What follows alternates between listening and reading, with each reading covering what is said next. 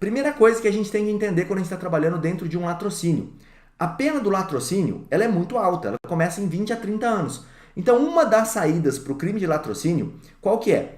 É você tentar ver se o seu caso não é possível você desmembrar em duas condutas, o roubo e a morte, tá? Eu não matei para roubar. Essa é a ideia do latrocínio. Eu matei alguém para poder roubar.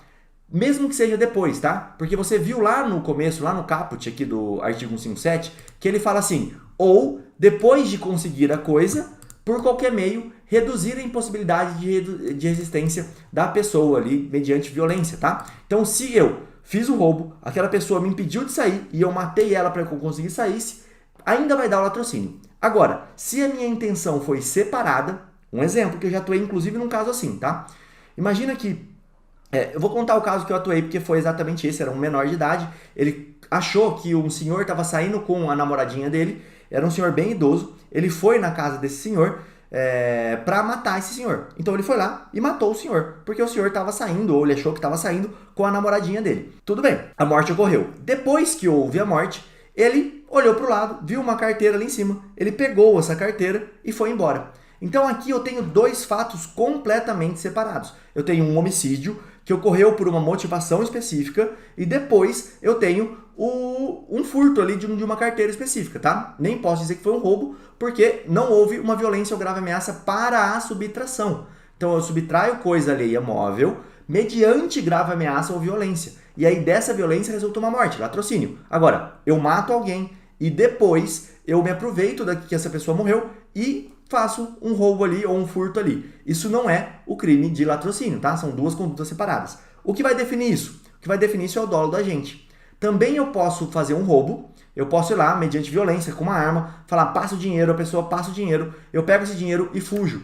E depois, por algum motivo, eu acabo matando essa pessoa. Também não vai configurar. Mas o que você tem que prestar mais atenção é quando a morte ocorre antes. Quando a morte ocorre antes, pode ser que a motivação foi outra. Rodrigo, por que é melhor a gente falar de crime de homicídio nesse caso? Porque se a gente for lá olhar o artigo 121 do Código Penal, deixa eu tentar achar ele rapidinho aqui, ó. Ele vai falar o seguinte, matar alguém, reclusão, de 6 a 20 anos. Então você percebe que no homicídio simples, a pena máxima do homicídio simples é a pena mínima do latrocínio, que já começa em 20. Se a gente falar de um crime, por exemplo, de homicídio qualificado, né? Se o homicídio é cometido mediante pago por médio de recompensa e tal, a pena começa em 12, ela não começa em 20. Mesmo se eu colocar ali o crime de roubo junto com o crime de homicídio, talvez, na conta que vai ser feita, dependendo das qualificadoras, não chega ainda ao mínimo do latrocínio. Um exemplo, se o roubo for um roubo simples, com pena mínima daria 4 anos. Um crime de homicídio qualificado daria 12. Então você tem aqui 16 anos, certo? Eu tenho 16 contra 20. Então eu tenho uma pena mínima de 16 contra 20, que são 4 anos. Vai mudar muito. Rodrigo, então quer dizer que eu tenho que olhar a tipificação desse crime, e olhando a tipificação desse crime, eu vou decidir se eu faço um crime de homicídio ou roubo? Não, claro que não. Você vai olhar a conduta.